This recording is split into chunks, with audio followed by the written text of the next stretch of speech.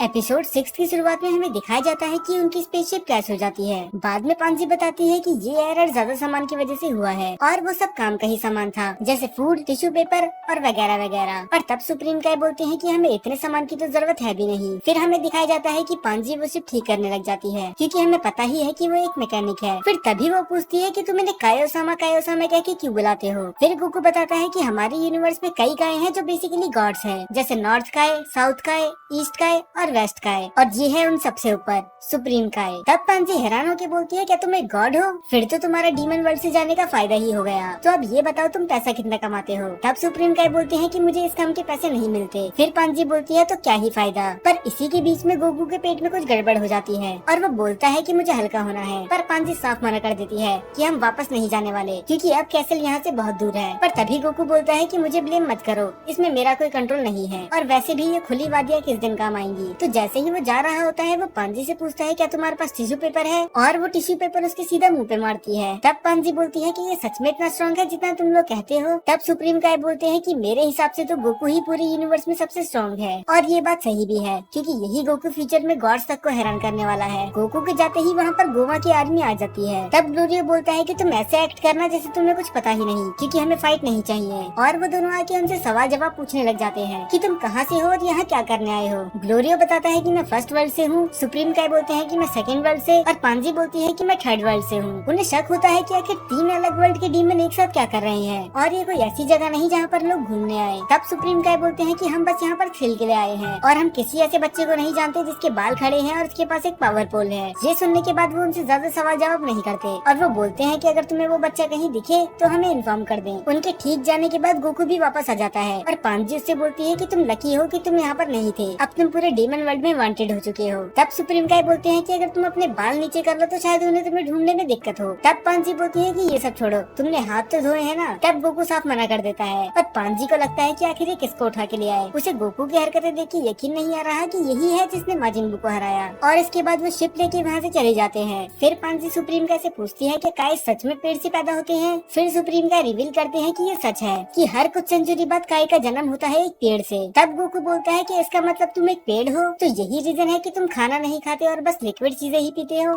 फिर पांजी बोलती है कि इसका मतलब देगासू भी तुम्हारा ब्रदर है। फिर वो बताता है कि देगासू का भी जन्म उसी ट्री से हुआ था जब मैं 216 साल का था, तो हाँ तुम कह सकते हो कि वो मेरा छोटा भाई है। फिर गोकू पूछता है, तो क्या सभी काय एक ही ट्री से आते हैं, जैसे एल्डर काय, किबीटो और किंग काय? तब सुप्रीम काय बताते हैं कि ऐसा नहीं है, दरअसल पूरे 5 ट्री हैं जिनसे 5 अलग अलग काइस का जन्म होता है। फिर पांजी पूछती है कि आखिर देगासू पीछे क्यों रह गया, क्योंकि सभी काइस तो ये वर्ल्ड छोड़ के चले गए थे। फिर वो बताता है कि देगासू हम सबसे अलग था, वो बाकी काइस के साथ मिलजुल के नहीं रहता था और उसकी सोच सबसे अलग थी, तो यही रीजन था वो बाकी काइस के साथ नहीं आया। फिर पांजी पूछती है कि उस जीनियस साइंटिस्ट का क्या, जो उसी के साथ रहती है? तब वो बताती है कि वो अरीन्स है, मेरी बड़ी बहन, जिसे हमने पहले एपिसोड में भी देखा था। वो भी एकदम देगासू की तरह है और वो एक मैड साइंटिस्ट है। फिर गोकू बोलता है कि तुम्हारे सभी भाई बहन बहुत अजीब हैं, और सुप्रीम काय बोलते हैं अब इसमें मेरी तो कोई गलती नहीं है। थोड़ी देर बाद रात होना शुरू हो जाती है और गोकू हैरान होता है कि अभी भी इतना उजाला क्यों है। तब पांजी बताती है यहाँ पर 2 सन है, और यही रीजन है कि यहाँ पर रात में भी इतना उजाला होता है। तभी ग्लोरिया बोलता है कि हमें कहीं रुक के खा पी लेना चाहिए और रेस्ट कर लेना चाहिए, ताकि हम सुबह जल्दी निकल सकें। तब पांजी बोलती है कि आसपास कोई होटल नहीं है। इस पे ग्लोरिया कहता है, नहीं, हमें ये रात केव में ही गुजारनी होगी। तब पांजी बोलती है कि अगर ऐसा है फिर मैं नहाऊंगी कैसे? यहाँ पर तो उसने शिजुका वाली बात कर दी, इसका पूरा डीमन वर्ल्ड खतरे में है और उसे नहाने की पड़ी है। तब गोकू बोलता है कि अगर तुम एक दिन नहीं नहाओगी तो कुछ नहीं होगा, मैं तो कई दिनों तक नहीं नहाता। तब पांजी बोलती है कि यही रीजन है कि तुम इतने गंदे हो। इसके बाद वो एक केव में रुक के खाना खाने लग जाते हैं। तब पांजी ग्लोरिया से पूछती है कि तुमने कहा था कि तुम फर्स्ट डीमन वर्ल्ड से हो, पर तुम मुझे तो थर्ड डीमन वर्ल्ड के लगते हो। तब ग्लोरिया बताता है कि मैं थर्ड डीमन वर्ल्ड का ही हूँ, पर मुझे किसी ने हायर करा था, तभी मैं फर्स्ट डीमन वर्ल्ड में चले गया। तभी वो पूछती है कि तुम्हें किसने हायर करा था, उसका नाम क्या है? पर ग्लोरिया ये बात बताने से मना कर देता है। वो बोलता है कि अब सोने का समय आ चुका है। ये सुन के सुप्रीम काय का शक और भी ज्यादा बढ़ जाता है कि आखिर ये छुपा क्या रहा है। उसके बाद हमें दिखाया जाता है कि सभी लोग सो जाते हैं, पर ग्लोरियो कहीं आसपास नहीं होता। फिर हमें दिखाया जाता है कि वो कॉल पे किसी से बात कर रहा होता है, और वो बोलता है कि प्लान एकदम स्मूथली चल रहा है, हम कुछ ही दिनों में वहाँ पहुँच जाएंगे। और फिर हमें रिवील करा जाता है कि जिसके लिए ये काम करता है वो कोई और नहीं, सुप्रीम काय की बड़ी बहन अरिन्स थी। फिर वो बोलती है कि तुम बहुत ही अच्छा काम कर रहे हो, पर अगर कहीं भी कुछ भी गड़बड़ हो तो मुझे कॉल कर देना। और ये सारी बातें सुप्रीम काय सुन लेते हैं। वो बस सोने का नाटक ही कर रहे थे। सच में ड्रैगन बॉल दाइमा में सुप्रीम काय की जितनी भी तारीफ करी जाए वो कम है। और इसके बाद ग्लोरियो भी सोने जा ही रहा होता है, पर तभी उन्हें अचानक से किसी की आवाज आती है। सुप्रीम सुप्रीम काय और ग्लोरियो दोनों ही उड़ जाते हैं, पर गोकू तो अभी भी घोड़े बेच के सो रहा था। और तभी वहाँ पर एक बुल की तरह दिखने वाला एक डीमन आता है, जिसे देख के तो पांजी के शरीर से उसकी आत्मा ही निकल जाती है। पर गोकू बोलता है कि अरे इससे क्या डरने की बात है, ये तो बस एक गाय है। और इसी बात पे मिनोटॉर भड़क जाता है कि आखिर कौन सी गाय 2 पैरों पे चलती है और बोल सकती है। और वो बोलता है कि अब मैं तुम चारों का ब्रेकफास्ट बना के खा जाऊंगा। फिर गोकू बोलता है कि ऐसा है तो तुम बातें मत करो, सीधा मुझ पे अटैक करो। पर ग्लोरियो बीच में आके बोलता है कि इसे मैं संभालूंगा। पर गोकू ग्लोरियो को बोलता है कि ये तुम्हारे लिए बहुत ज्यादा पावरफुल है, तो मुझे ही इसे लड़ने दो। तब ग्लोरियो बोलता है कि इतना घमंड भी अच्छी बात नहीं है, तुम्हें सच में लगता है कि तुम मुझसे ज्यादा पावरफुल हो। फिर गोकू बोलता है कि मैं घमंड तो नहीं करना चाहता, पर हाँ मैं तुमसे ज्यादा पावरफुल हूँ। तब ग्लोरियो बोलता है फिर देखते हैं। और अब यहाँ से शुरू होने वाला था ग्लोरियो वर्सेस गोकू।